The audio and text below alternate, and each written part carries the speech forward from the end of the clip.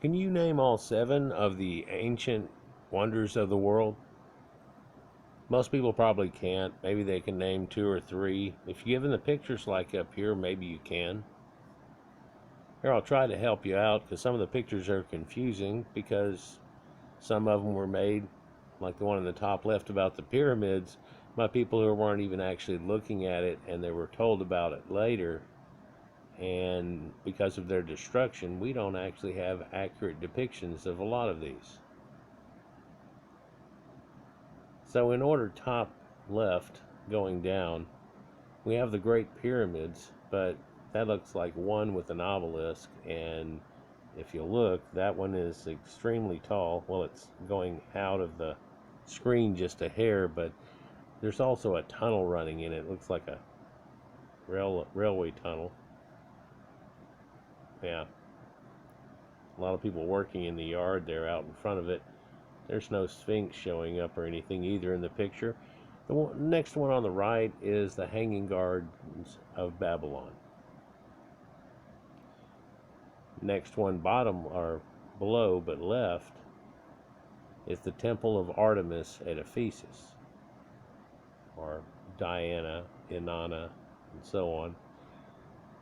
To the right of that is the Temple of Zeus at Olympia, where the Olympics started and all of that type of stuff. A huge colossal statue, but you go down left of that and it's the Mausoleum of Heliconasus, and named after Mausoleus. Right of that is a Colossus of Rhodes, which is a later depiction also because it shows him straddling the harbor and a boat going right below him. We'll talk about that later. And then the bottom picture here is the famed Lighthouse of Alexandria, which they make to look like a swirly top depiction, and in that depiction it almost looks like something out of Dr. Zeus to me, or some depiction of the famed Tower of Babel in some way. But let's get into this, and we'll do a foreword here.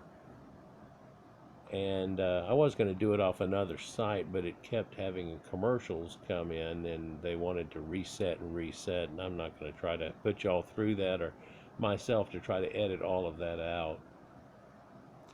So we just decided to go to Wiki because there are pictures for each one, and instead of having, they've redone it somewhat on this article too, to where instead of having just one, there are individual articles that are extended on each one, and they have that down here in the group, and I'm sure they have a good picture for each one for us to look at while I tell you things from the tablet.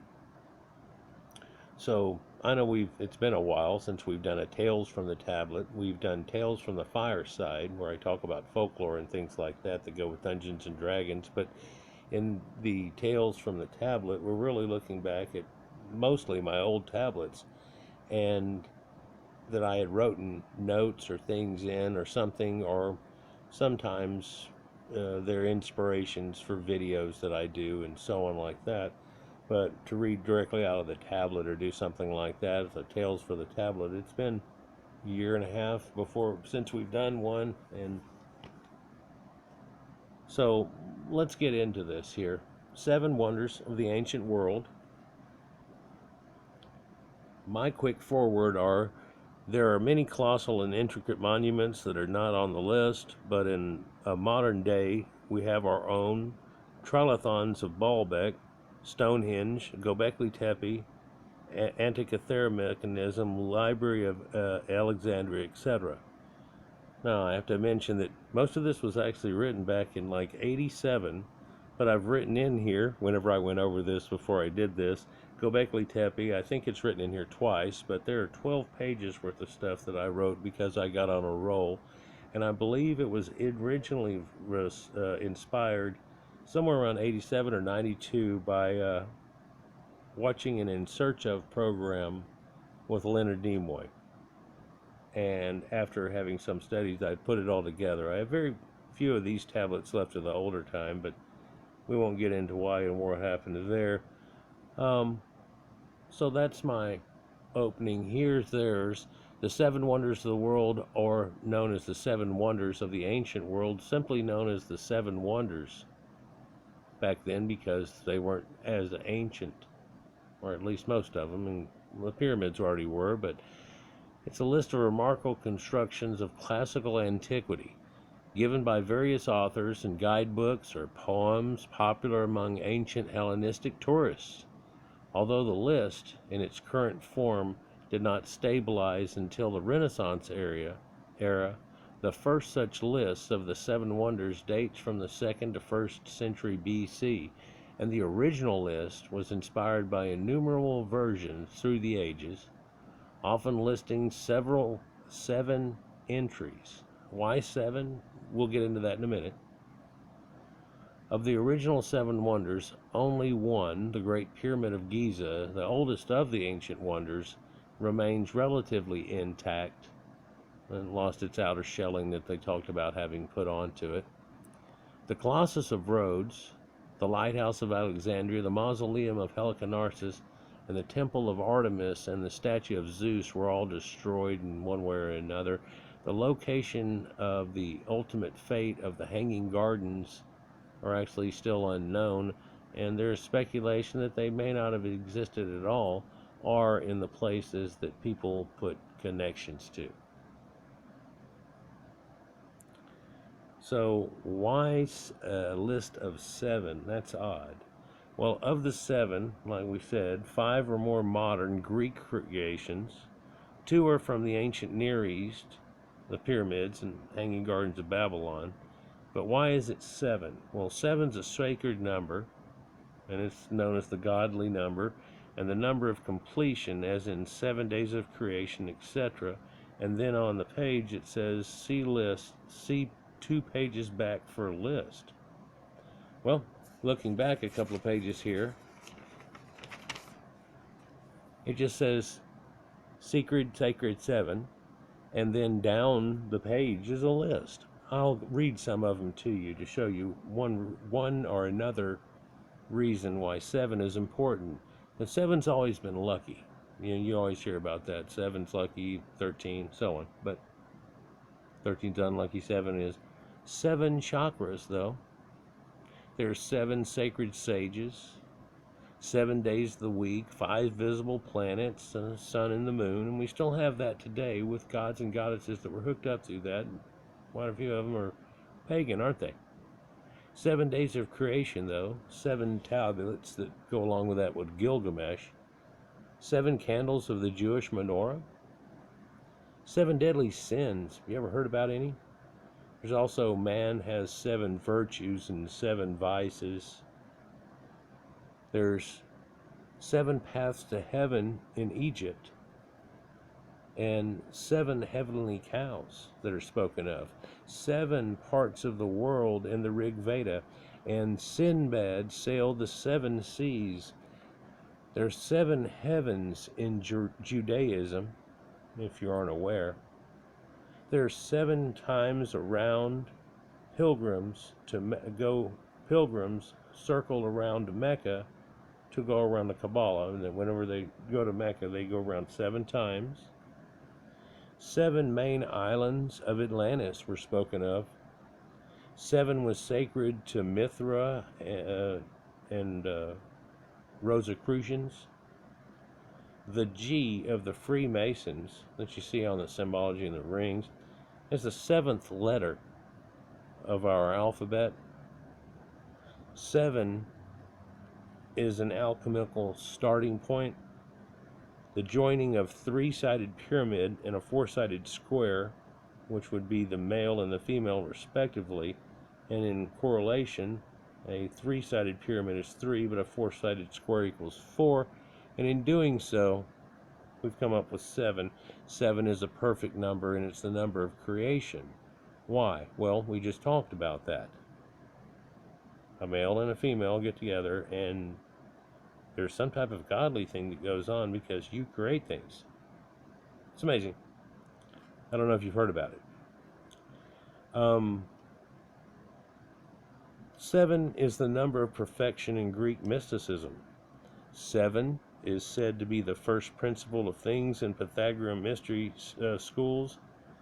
The dance of the 7 veils, which is a disrobing ceremony that's spoken of, which leads back to Inanna and the 7 gates of the underworld that she went into, where she was losing an article at each gate, and then it says 7 here, until she was nude, where she was uh, killed and ritually hung on a hook, and then the rites of spring, and it's her sacred marriage to Dumuzi or Tammuz of the Bible, the rites of spring on her return, and the plants would spring to life after a long winter, and the Levant Anatolia, Inanna was known as Astarte or Ishtar, and in Anatolia, Greece,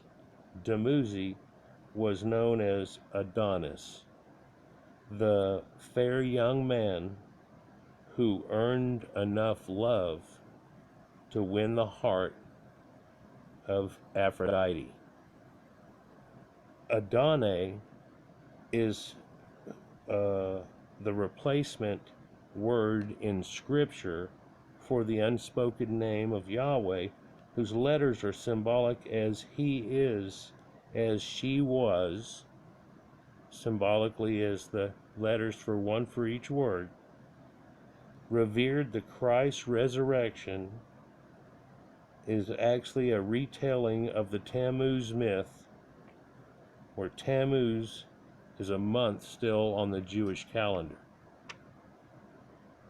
There's some more here. Let's just go ahead and get into this, because you know how I get. So, where were we here? Why 7? So, in a way, it was the Greeks validating themselves and looking back at what they brought us. It's still validated and spoken of today, thousands of years later, a lament to monuments past, all gone from history, except for the pyramids, which the Greeks said would outlast time itself. Many people ask why they were built.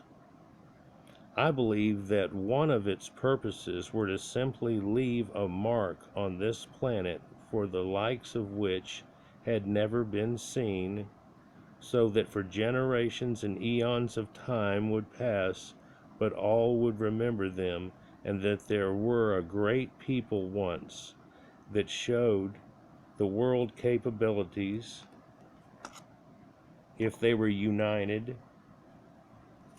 I've got side notes and everything, with a purpose that we still marvel at today was even possible.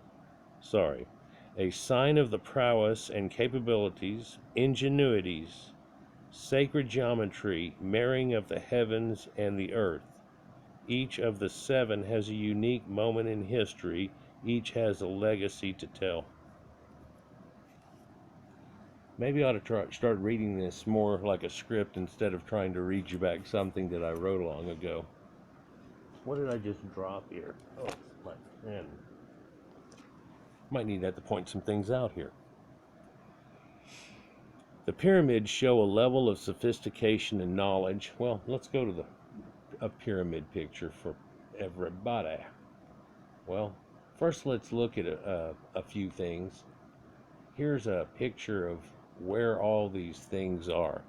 And so, a lot of times all these maps and old things and the old, knowing where the old world was and so on, this is really just basically a lot of the Caucasian world if you look at it. And strangely, 1, 2, 3, 4, 5 of them are all on the Mediterranean. Yeah, the Zeus statues is up in here.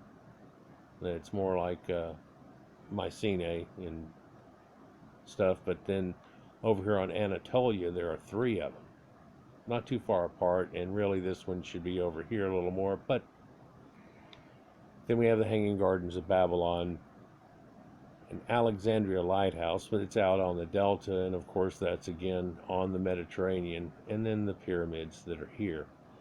And when we look at it in time, actually, we know whenever they first came about of it, and it had to do with Philo of Byzantium and so on, because we know that these things all existed only for about, well, some people say 90 years, other ones say 58 years worth of time or something, that they would have been all in perfection and existing at the same time without one or another starting to fall and turn into ruins. And while they still turned into ruins, they were still revered enough that they still became an interesting thing.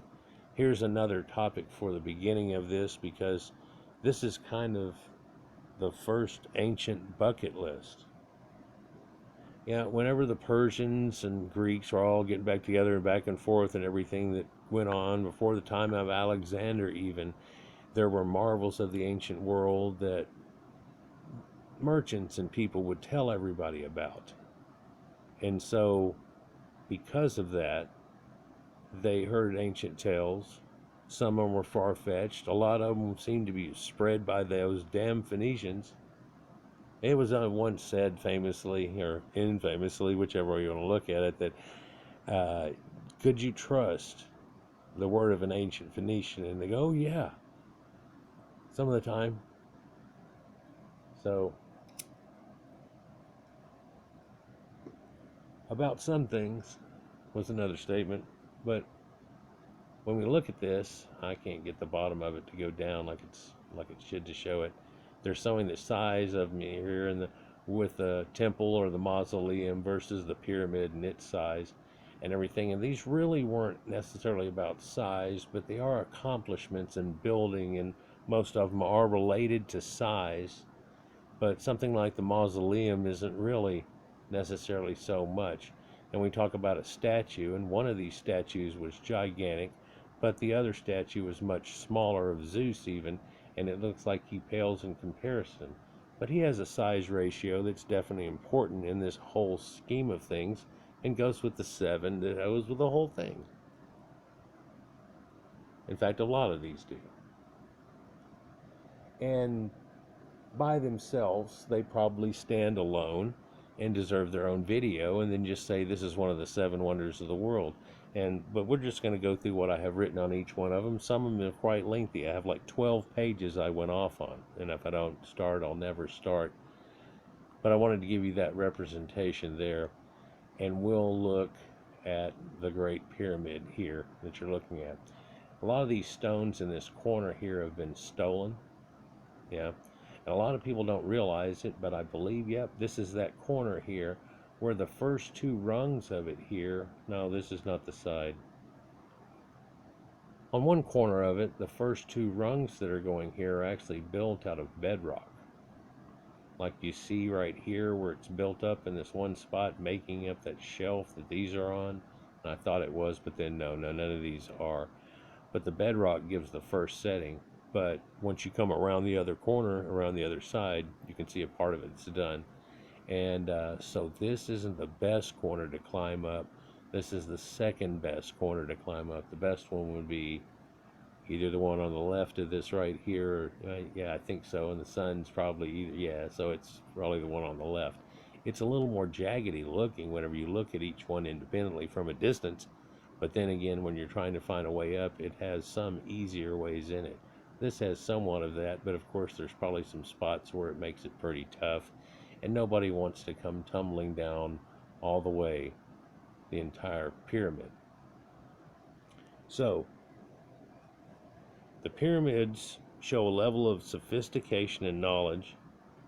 Its measure is an exact replica of the northern hemisphere, showing that they know that the size and the shape of the earth, a marvel so colossal that man feels its presence and worth while near it. If you want to get that sense of it without actually going, you might be able to get it, although it's hard watching video, by getting somebody's tourism video, and when they walk in, they'll start filming, and they walk up to the pyramids. It ends up being where the pyramids, you go, damn, those are pretty big. Well, those little dots you see moving around there are people. They're actually huge.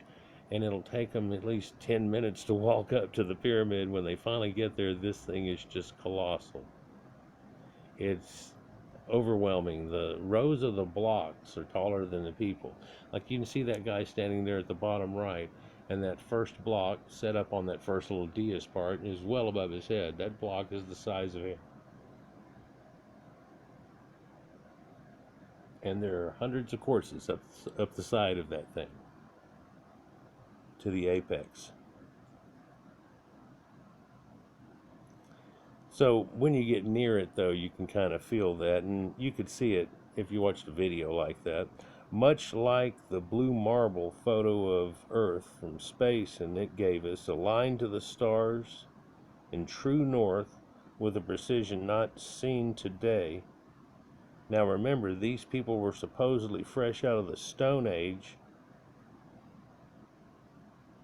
Reality shows something quite different, seemingly out of nowhere, a monument to civilization, astronomy, sacred geometry, rebirth, and a lasting legacy that still baffles humanity today.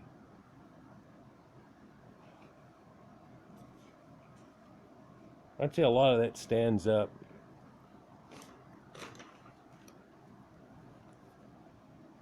Pyramids 2. The site of a pilgrimage for millions of humans as a symbol of our ancient past.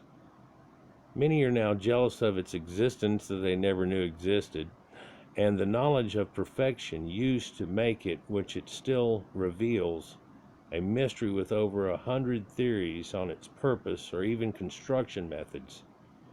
The riddle of the Sphinx is standing right in front of it, beckoning for an answer.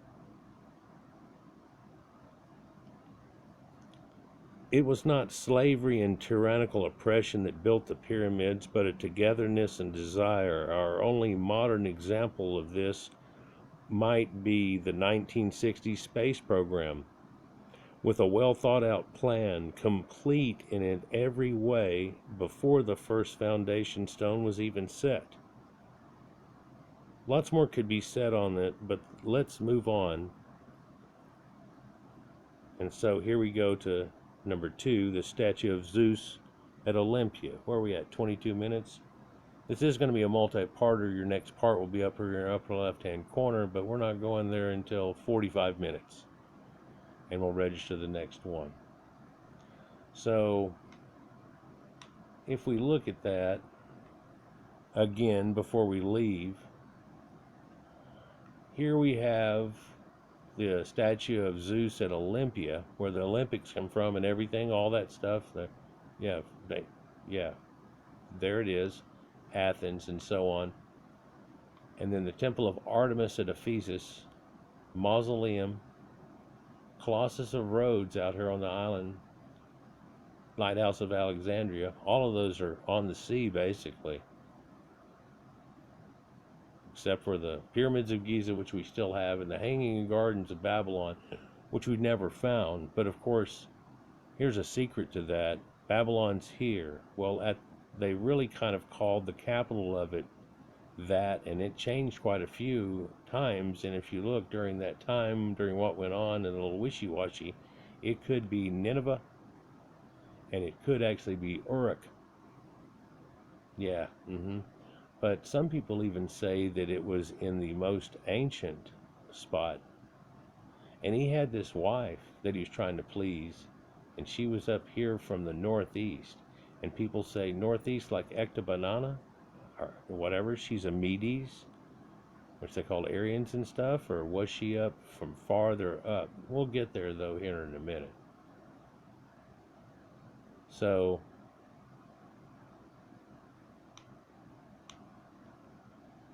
here's a painting someone did, and they tried to put all of them in one.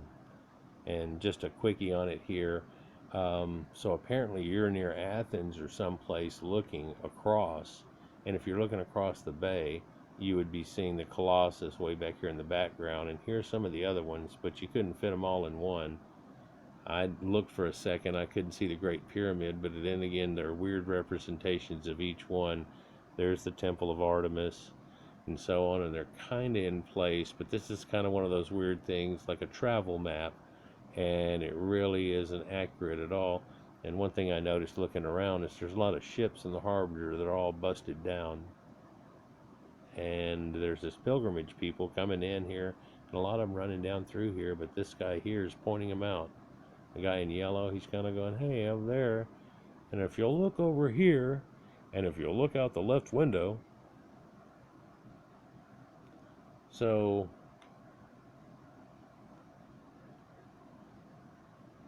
we've done the pyramids. My next one is the Statue of Zeus. So let's go down here to this list that they have, and they tell you whenever they happened and when they started and stopped. And the Statue of Zeus is made about 450, 460 BC, 435 BC. It had the statue already, though. And the Greeks, Phidias was credited with it 5th or 6th century AD, and it was gone. And it was disassembled and reassembled at Constantinople, later destroyed by fire. Right? So let's take a look at this colossal thing here and how many pictures we can get real quick. You could look these up all independently, but this is one picture of it. It's supposed to sit upon a giant gilded throne that was encrusted with all kinds of things, with his feet resting upon 2 golden lions, right? And in his one hand, he's got a staff that's got an earth globe on top of it with an eagle. And then his other hand is Nike, the goddess of justice. Now, Nike was said to have been about normal sized, maybe, but Zeus is exactly 7 times the normal height of a human. And that was symbolic, and it goes with this all. You can see it's ringed around with all kinds of different scenes showing different depictions here, but I don't know. If I look at Nike, she still looks bigger than any of the people that are down there, and they're about the same distance away in Revelation, or even closer, but nah. Here's another depiction of the same thing back at the time of the Olympic Games, like the Olympics were going on, basically, right? And here he holds her up, but they don't show the wings and stuff on her. And in his other hand that was said to hold the spear, his spear is a lightning bolt. And in the hand that holds the earth, it's leaned down in his other hand. Almost he's doing this as above, so below, but not quite. And there's an eagle on it, but it's on the underside. So if he held it up, the eagle would be on top, but he's resting his arm down, and it's the other way if you'll look at it here. One more depiction. This is on a coin where it shows Zeus on one side, and on the other it shows a depiction, and here his hand's out holding Nike in it as usual, and his spear is a spear and not a lightning bolt. It's just, it turns into a lightning bolt, magic. Coin of Elis. Here's a representation of what it probably looked like. He was totally done out of ivory. Some people say his hair was gold and his beard and stuff, and they even had encrusted his eyes with alabaster and stuff and blue around him for his irises and things. Other people say it was all just plain, but what's important, and everybody kind of agreed, is the aegis that's over his shoulder. And then he had a silken-ish type fabric draped across his leg like a robe, covering himself, but on down, and it had an incredible look to it. You know how whenever they do all their statuary, everything's done, well, even at something that huge, and had to been done out of plates and all mended together and all that, they marveled about that. Here's Nike set in gold, and in this depiction, they don't have the eagle on top of the world over here. They have him just next to him, conspicuously looking on. Let's leave it at that one here, and we'll see if there's any more here on the way out. The statue of Zeus at Olympia, built to honor Zeus, which is actually Deus Pater. That's where Zeus, or Zeus, gets its name. It's Proto-European, Jupiter, sky father of the gods.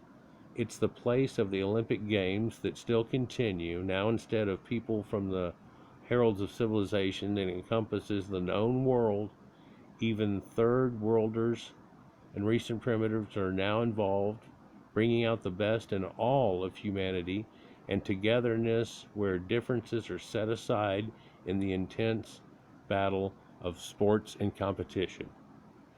Though today's sports are under attack, I wrote this, destroy the unity of these moments for an agenda. I got that written over here in the thing. This is all written in my handwriting here. I don't know if you can see that. So, old and new and a bunch of stuff in the side, although not much on this page compared to the other ones. Let's see. Seated in the temple, the statue of Zeus sat on a golden throne, and it was symbolically 7 times taller than that of an average man. Barely a foot above Zeus's head was the ceiling where he couldn't stand up in his own temple. So enormous was the statue that it couldn't stand up. Philo said that 6 of the ancient wonders we marvel at. At the statue of Zeus we kneel at it, in reverence of immortality and praise. Being at Olympia was to be in the physical presence of the gods. Olympics are now held in many countries, with each opening ceremony being a celebration of the host country. Constructed in 5 years by Phidias, who was said to be able to speak to the gods, as per its construction. Much like Noah and the ark, it was divinely inspired. The cup of Phidias was found recently, and his workshop, which matched the temple for sizing. It was said that when completed, he asked for a sign of Zeus' approval. A lightning bolt struck the actual temple and entered within it, and it left a scar etched upon the floor.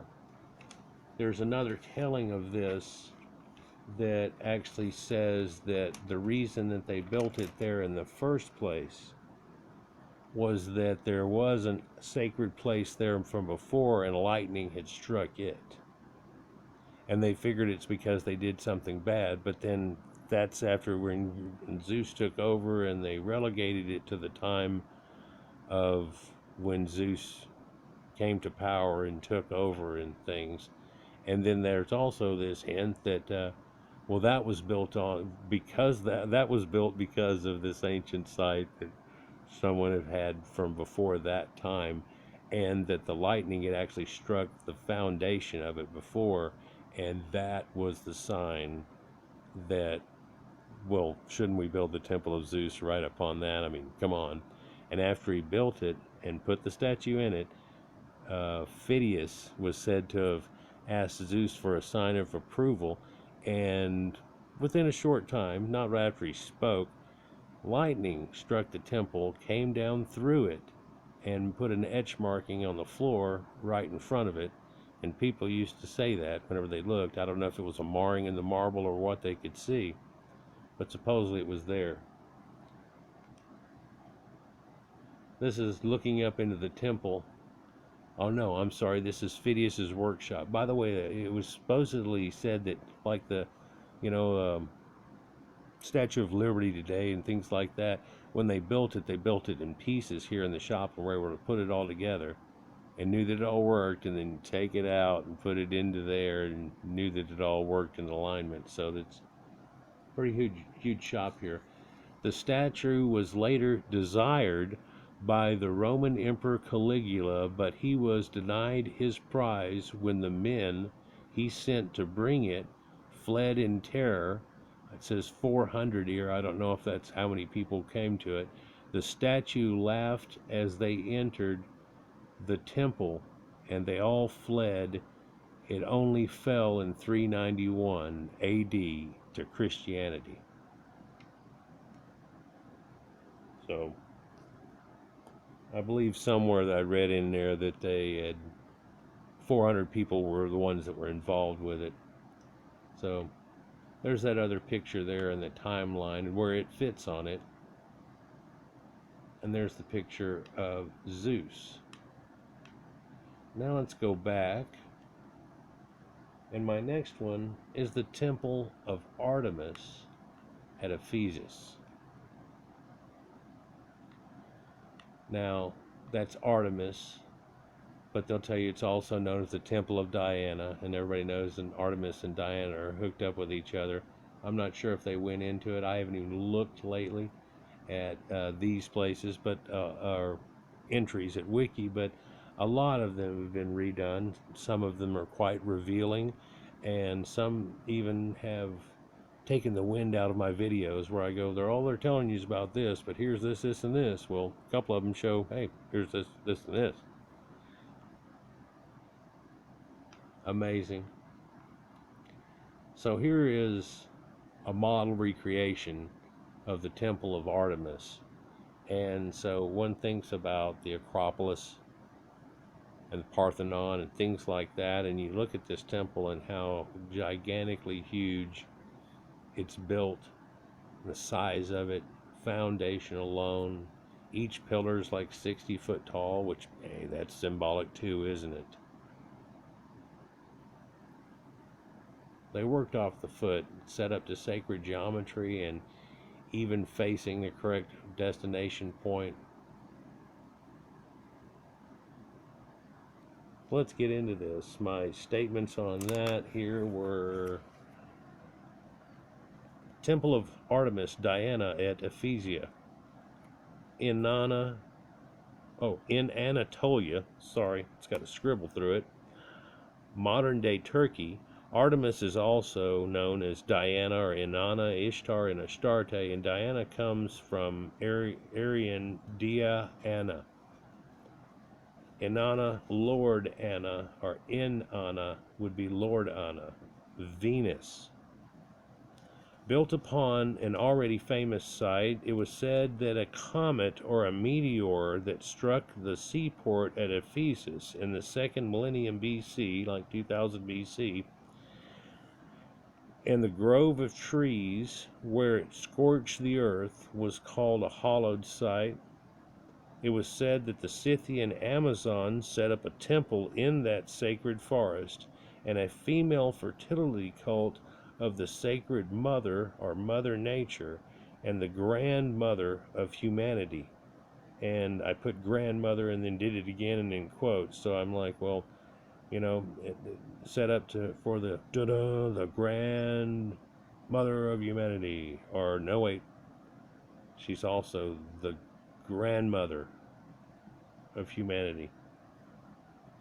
The temple had 60 columns, 60 foot, and could be seen like a beacon for miles out to sea. It burnt down due to Zeus, a lightning bolt, another idea, and burnt so fiercely that much of the limestone was actually rendered into chalk, like that used in concrete where they burn limestone, you know. And this was on the day that Alexander the Great was born, and this is why she was unable to protect her own temple from Zeus, whom did not approve. You see, Alexander was said to be a demigod, half divine with one blue eye, a god-man like Gilgamesh, or like the Egyptian kings, the Roman rulers, and Greeks, and also a god-man on this earth. It was rebuilt in less than a century, exactly as it was stated, lasting as long as the worship of the goddess again, and then was again destroyed, but this time Neptune interfered as it was looted and taken off by the sea, taken off the loot in ships to the sea, but a great sea storm took it back, lost forever somewhere in Neptune's Lagoon. Yeah, I scratched out somewhere in Davy Jones' locker and I wrote Neptune's Lagoon in. Tomb of Mausoleus. So there's more that can be said about this. definitely. But that's a representation of it. And sadly, this is the site of the temple in 2017. No, not that thing in the back. That's it. It's kind of long ways here, so we're at one side of it, and it's breadthwise like a rectangle. This is some of the pieces that are left of it. Yeah. Here's on this one, they show the seven wonders again. Here's another depiction where they have it colonnaded and set in a different way, and instead of having the frieze type thing set on top of it, which a lot of people believe that's exactly the way that it looked because of so many other temples at the time, people said it was so unique and different and so on, and had all this filigree on it and people standing everywhere. And was that just the friezes? And other people have depicted like this, where they're all up on balconies looking out windows and groupings and things like that. You can see the people building it there. And this is an Electrum Coin, which is a mixture of the precious metals, from Ephesus, about 625, 650. Stag grazing on the right hand side. And it says, I am the badge, sign, or tomb of Phanes, light. So it goes with the tomb of Phanes. What is this again? Earliest known inscribed coinage from the foundation deposit of the Temple of Athena, Electrum Coin of Phanes from Ephesus. We'll do him in another video, and some things that connect to each one. In fact, I could do a separate video on each one of these and other connectives we're not even going to talk about today, and how it connects to other things and belief systems and stuff too. Stag grazing on the right, it says. Two incised punches with a raised, so it was stamped and then set on the back sides, but the punches that go in, if you'll look, were carved to show people working and doing things. And so whenever they did the stamp that made the one on the one side, the hammer on that side already had the stamp in it. Again, drum from the base of one of the columns. British Museum. So it was finally, so that the base of one of the columns, so all the columns are decorated like that too.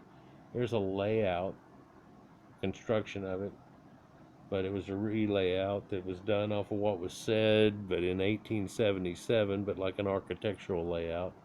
That's how we got that one that we were looking at, the model. And this is the Lady of Ephesus. So this is that same lady. And strange that we talked about this many-breasted goddess, and this god that, well, you know, like a dog's got more breasts so it can have a lot of a litter. Well, that's the symbology given with this, and it's kind of weird. People say, well, you know, that's kind of, it's either dates, which also has the same symbology in a fertility cult and so on, but if this is the mother of that many, she's got it hooked up like this. That's one way to describe it. Another weird odd thing about that is that when we talk about God Almighty and the name that's in the Bible about that and so on, that's El Shaddai, and El Shaddai was the goddess of the two mountains or breasts, and Shad means breast in Hebrew, and Ai is a mountain epitaph, like Sinai, whereas Ia is a land between mountains, right? So there's that depiction of her. So now you could easily see how there's not only just Inanna and the things that go along with that, but that local thing that went on here that we don't necessarily see when we think of it in the Greece gray or even in the Venus statues. But in the videos I did about Venus and the connectives and Mother Goddess worship and all those other vids I did, she keeps showing up. And the Minoan's got a version of it, a lot of times with her arms out to the side. She's holding snakes and stuff, but let's continue. Another depiction of the same thing.